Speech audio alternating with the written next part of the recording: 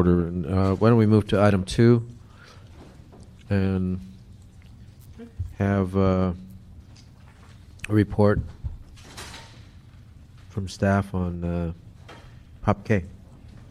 Item number 2, LA for Kids Steering Committee Assessment Report, Ordinance, and Resolution relative to the 2012-13 Proposition K Assessment, 2012-13 Expenditure Plan, and adjustments to the 2011-2012 Adopted Budget and related matters. Good morning. Brian Randall, Office of the Chief Legislative Analyst, representing the LA for Kids Steering Committee. Each year, as part of the annual process to reauthorize the Proposition K program, the LA for Kids Steering Committee and Council are required to approve various actions, approve the 2012-13 Prop K expenditure plan, adopt a city engineer's report, adopt resolutions and ordinances of intention to levy the Proposition K assessment and confirm the assessment, hold a public hearing, and approve required environmental documents. The 1996 Proposition K ballot measure requires the city to adopt a funding plan to allocate $25 million in Proposition K assessment funds, which are generated on a yearly basis. Funds are allocated over 5 years. On March 29th and April 19th, the steering committee approved reprogramming relative to projects that are ready to move forward in the current fiscal year and are reflected in this assessment report. Reprogramming actions are initiated through a transmittal from the steering committee to the council or a council motion. Consistent with the practice of prior budget years, we anticipate reprogramming relative to the new fiscal year will be presented to council as part of an amending motion in May. As part of the annual process, the city engineer is required to prepare a report describing the proposed projects to be funded in the upcoming fiscal year. And on a yearly basis, the council is required to adopt a resolution and ordinances of intention to levy the assessment and to confirm the assessment. And a public hearing process is required to levy the assessment on an annual basis. And the assessment report includes an instruction to the clerk to schedule the public hearing on June 5th. And to comply with the California Environmental Quality Act, the city is required to adopt environmental documentation for projects recommended for funding in the new fiscal year. And a portion of the assessment funds received annually may be used to reimburse city departments and offices for administration, maintenance, and project-related costs. And a table on page 11 of the assessment report summarizes the reimbursements to be received by city entities for work related to the implementation of the program. And we can answer any questions you might have. Anything else? I really don't have any questions. How many projects do we have? In total, we have 200 that have received competitive funding over 7 rounds, and there are also 183 projects that were specified in the ballot measure that the city is required to complete. At this point, we have fully funded 143 of those projects. We're looking to present a series of administrative reports that will provide a strategy for funding the remaining projects under the program. But we're well ahead of schedule. This is a 30-year authority for the program. We're currently in year 15 and well ahead of meeting the requirements under the program. Okay, is anybody here from Councilman Labange's office? Then I'm going to hold this matter on the desk till he arrives. I don't have any problem with it. Thank you. Thank you. Item 3 is on consent. As soon as Mr. Labange comes, we'll take that matter up. Items 4 and 5 are slated to be received and filed. Item 4 is an appointment from the mayor to the Human Relations Commission.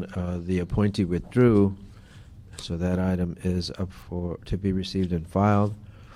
And item 5 is a motion from Councilmember Huizar regarding the hours and rules regarding City Hall Park. Since we have item 6 on the agenda to take a broader look at all the parks in the downtown area to try and create a uniform schedule, we intend to receive and file item number 5, again, as soon as Mr. Labange arrives. With that, why don't we have a discussion about item number 6?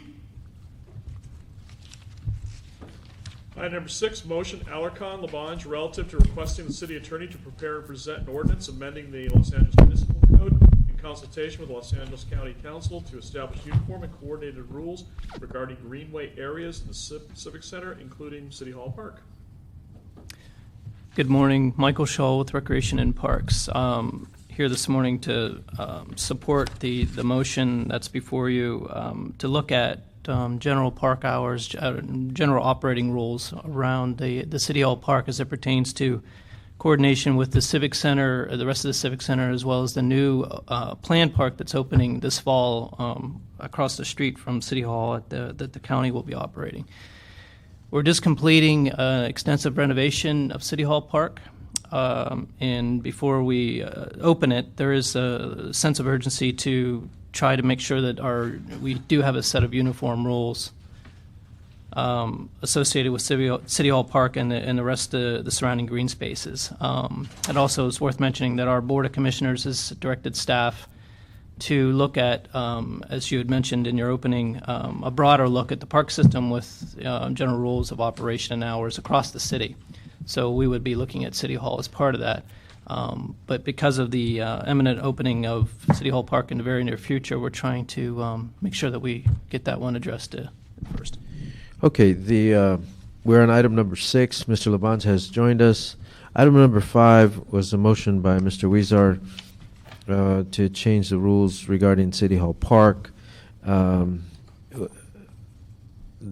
It's my recommendation that we receive and file that at the recommendation of the department in light of item number 6, which is my motion to have the city attorney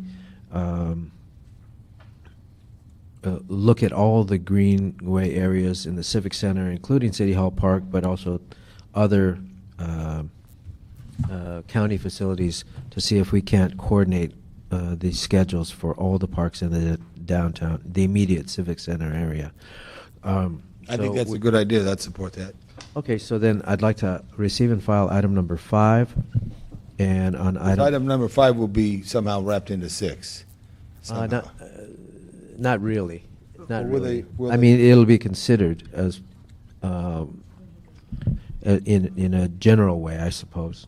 But there's this new Grand Park that goes all the way from the county Right. and come all the way through. We're looking at that because we may have to come back with an ordinance if there's something what if the county's more not to our liking than what we want? So I just think we should leave it open, but I think it's better to look at it, you said. Councilman Labange, good morning. Good morning. Deputy Attorney Arlette Brimsey. I believe that the objectives of motion, item number 6, is to address exactly what you're speaking. Yeah. Mm-hmm. Right. Yeah, good. And I think to pick any specific hour doesn't deal with the issue of night and day. The changes in the time,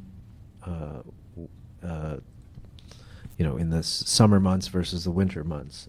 So if you have one specific time, it doesn't really address that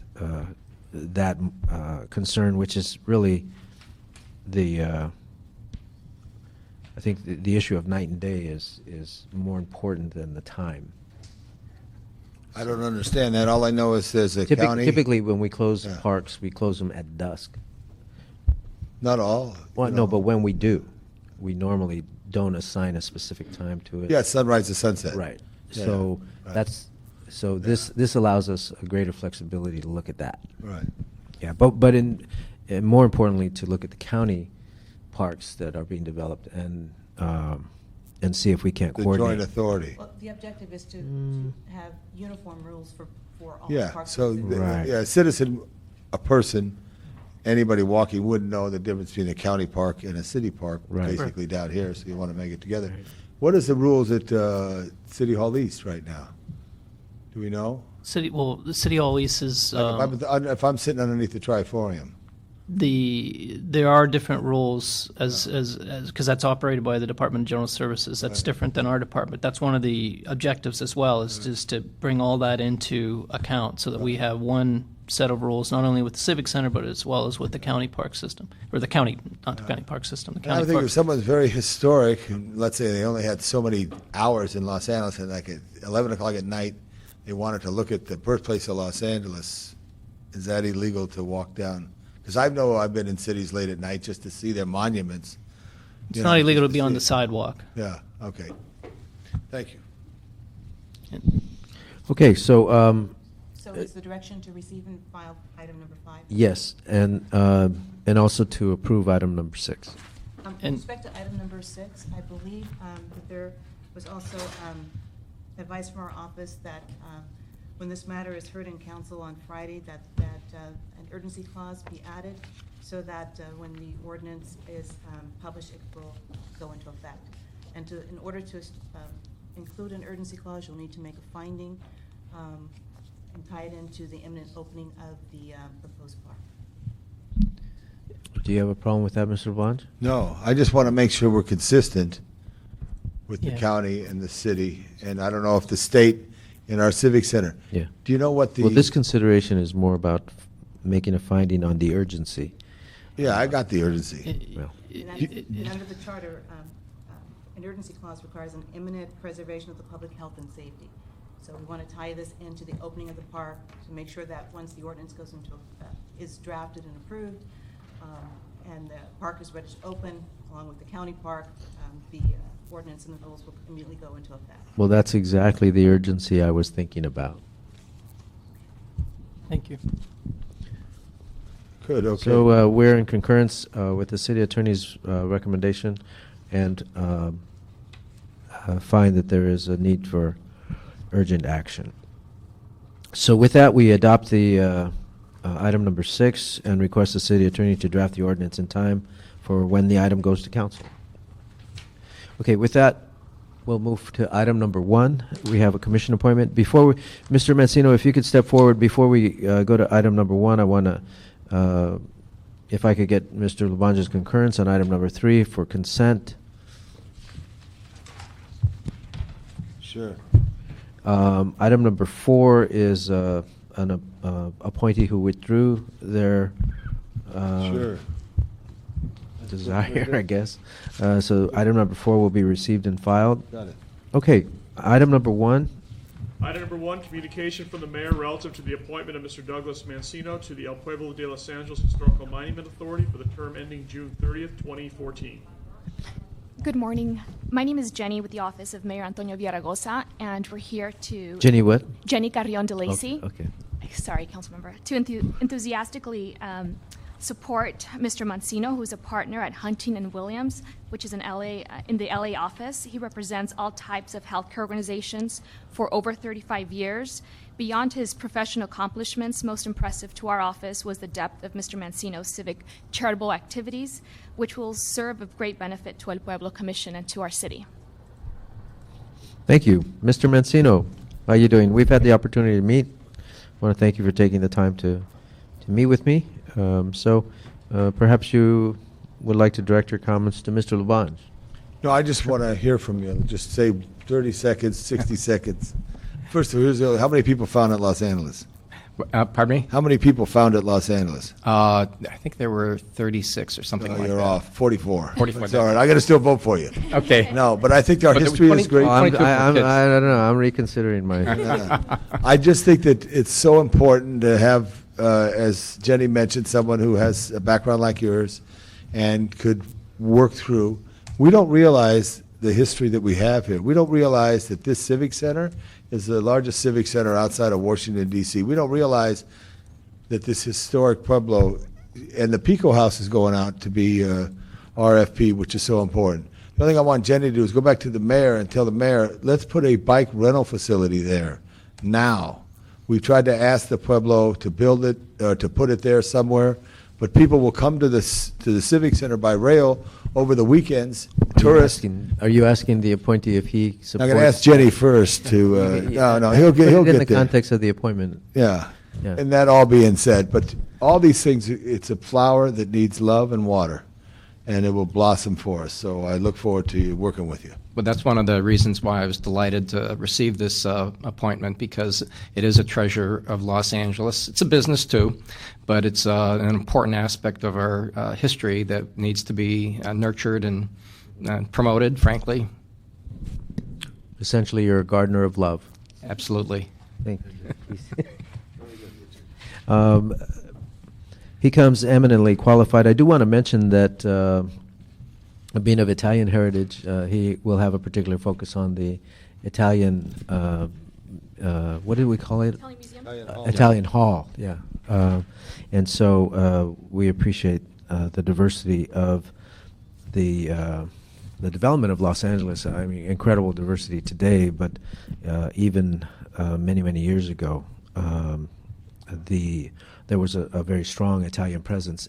And John Ferraro, who I served under, Mr. Bonge worked for, clearly established that as part of the El Pueblo site, and we appreciate your serving, not just in that context, but certainly to promote that aspect will be beneficial to the city, I think.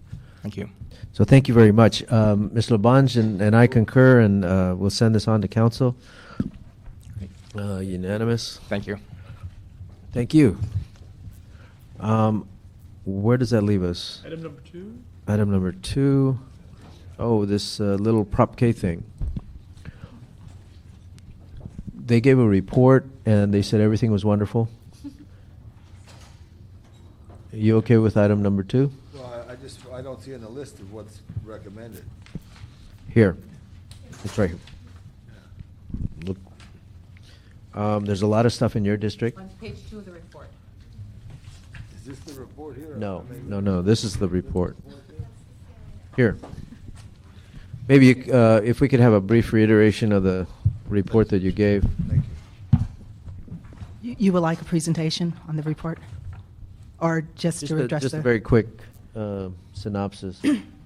Okay. Very lengthy. Council- I should point out to those listening that it's a very lengthy report of about 30 or 40 pages. So Mr. Labange is only on 22 right now. Essentially, the assessment report has 2 major components. It provides adjustments to the current year budget, which includes award of inflation and interest funds to projects that are entering construction. It includes award of maintenance funding for completed projects, and it also includes some reprogramming to reflect current program needs under Proposition K. The second component is a proposed 5-year plan that includes the funding recommendations for 2012-13. That list, council member, is provided in attachment 2.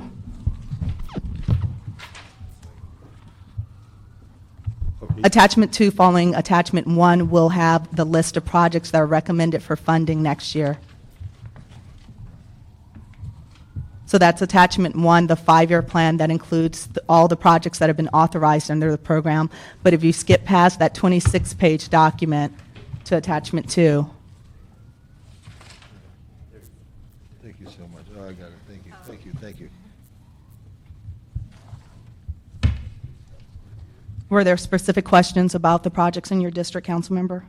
Yeah, there's one called Crystal Springs right here, baseball fields. No, you want to address that?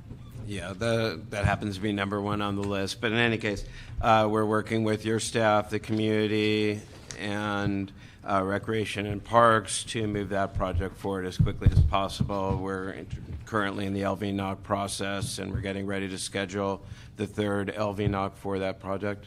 So what happens? So they have the VNOC, and then what goes?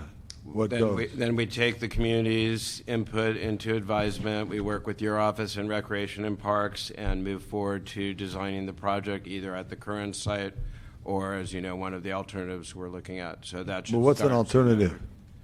either within the Crystal Springs, we've looked at some reorientation of the Right. fields, moving the fields a little bit southerly. There are some that have asked us to look at North Atwater. We have taken a look at North Atwater, and What did you that's just still- spend at North Atwater? Repeat that. What did you just spend at North Atwater? How much did you just spend at North Atwater, making it a passive river park? That project was about $2 million. Right. This would be adjacent to that. It would No, not. yeah. impact See, here's the thing, Neil, project. just to let you know, I was thinking of even many years ago, have taken, that is all the county flood coming out of Glendale down Chevy Chase. Big water. When it rains, it comes through. So I was thinking of continue it from the end of the park road at Chevy Chase out to the river. We said, let's make it green, let's make it river. I said, fine, okay. It doesn't work, so you don't have to think anywhere but Crystal Springs. And the one thing I would want to ask you, you know where home plate is at Crystal Springs? Yes. And then there's a third base line. Okay, and then there's a road and there's a berm. You could redirect that road so it would go basically adjacent to the bridle trail that's adjacent to the golf course and possibly pick up space there. I've tried to say that to your staff, but I don't think anyone's listened. We are listening, and we're working with the designers to try and fit it. The problem we have is we have a tight area, we have a lot of trees. Right, and we could replant trees, but you Well, we're- can't replant the yeah, we're- opportunity. The one thing I want to say, we have a great field called Pote Field there, named after a coach who coached at Fremont, who discovered Willie Crawford, among many great athletes. The Record Parks Commission several years ago in your district out in, at a meeting in, at one of the rec centers, because I was there, named the field after Coach Pote. It was nothing, not cared for, until City College came along and paid $10,000, I think, a month, or some figure, some number, to get the fields, the outfield, etc. I want Little League fields. They're the big fields, so little boys and girls, young men and women could dream of playing on the big field. I don't want it separated. That's a real point. Okay. And we wanted to do this just to let you know, Mr. Alacon, at the Toyon Canyon landfill, like Glendale made many sports fields above in their land reclamation, the Sierra Club and the Griffith Park activists who were chaparral prone as opposed to athletic prone rejected it, and we moved back down there. 5 years ago, we had a fire, and I've spent much of my time the last 4 years helping rebuild the park into its natural state. So I'm very aggressive in trying to get this thing done for the young people, because the field, just to let you know, Richard, because you have great heritage and family, my brothers played on those fields. No, you don't have great hair, man. Yeah. Now I know. I don't want to say any more. I don't want to lose your vote. Hey, my brothers played where the freeway was. Freeway came, the sports fields were taken away. You know, so this is something I really, really, really, really want to get done. Understood, Councilman. We'll keep moving forward as quickly as possible. Hey, before we take the vote, can everybody raise their hands if they know who Willie Crawford is? Thank you. Thank you. I know who Willie Crawford is. Number 3, wasn't it? No, Willie Davis, Roosevelt High. Willie Crawford, 27. Fremont High. 27. All I know is he was fast. Willie was very fast. Yeah. Okay, so did you indicate whether you were supporting item 2 or? Okay, thank you. That's okay. We're in concurrence on item 2. Can I just ask a question too before the CEO leaves? I see there's budget challenges. Does it make any sense to look at recreation and parks and their planning program and move it in with the Bureau of Engineering? And Michael, if you want to add in on this at all? You know, can I ask that question, Madam City Attorney, since this is Prop A or Prop K. K? You can ask the question. Yeah. Can they answer it? That remains to be seen. Because I hear that there's all kinds of cuts coming, you know, and so does it make any sense? Because the Bureau of Engineering basically runs this program, right? We run the design and construction portion. We work hand in hand with Recreation and Parks for the planning and development side. Was your question, does it make sense to move Recreation and Park staff to the Bureau of Engineering? The planning staff. Absolutely not, Okay, why not? because there's, the Bureau of Engineering is not set up to do planning, they're set up to deliver projects. I worked in the Bureau of Engineering for 15 years. They're excellent at project delivery, lousy at planning, not for parks. Planning belongs in Rec and Parks. But what if, I'm just trying to look at if There's if no the- efficiencies to be gained there. no efficiencies? All right. This is from that. And do you handle both maintenance and planning? You. Yes. And do you see a conflict in that at all? No, actually, there was a lot of efficiencies that was gained by centralizing that function, because as we planned for new parks and planned for amenities, we've engaged our maintenance staff to be involved in that process so that when we open these new parks, they were involved with the design of those projects. So the maintenance is much But easier. how do you have two different roles here? So I'm looking at the CAO. You're doing planning. How many jobs are not getting done because you don't have the staff that maybe the Bureau of Engineering could deliver projects? I don't know. I'm looking at jobs. How many jobs are on the queue that can't do because of the severe cuts that you have? Your main goal is to maintain the parks, correct? The main goal, well, that's one of our. Am I understanding your question is, and I think it's a good question to ask, and that is, if it's the question I think you're asking, are you asking if there are, could we take advantage of the funding in Prop K to transfer employees from other parts of the city to perform functions that to avoid their layoffs? That, but also even we bid a lot of these jobs out. I think a job is a job, which is so important. Okay, you know. that's a little. Thank you. That's a little bit different question. So we absolutely are doing more of these projects in house to save city jobs. That is. But what's most important for the people who paid for the tax to get the projects done? And if you don't have the staff to do it, yet we could bid it because most of these jobs are bid. The North Atwater Park, who did the work on North Atwater Park?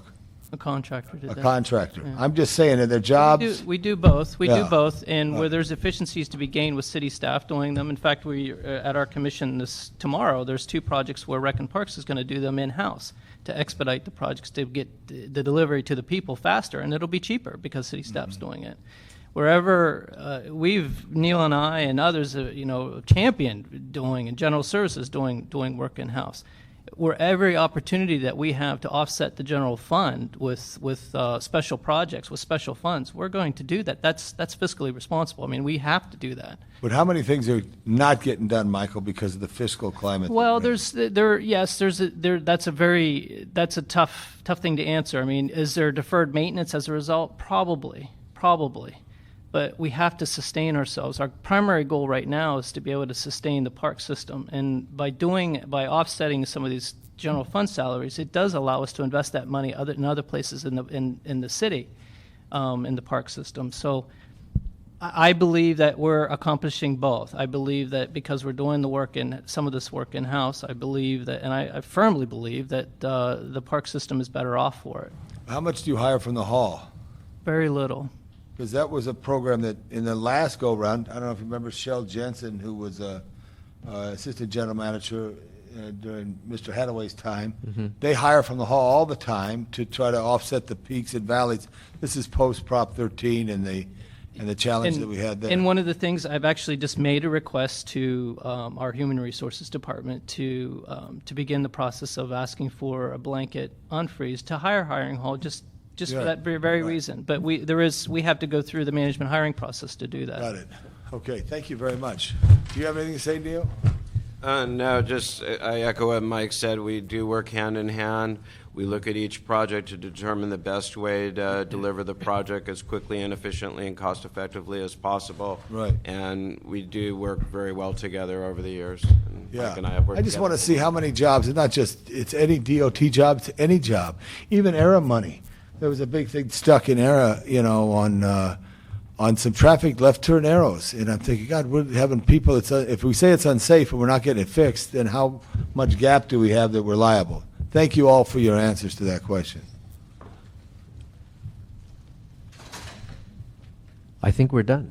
Okay, good. That measure was approved. I have no public comment cards, so with that, this meeting is adjourned.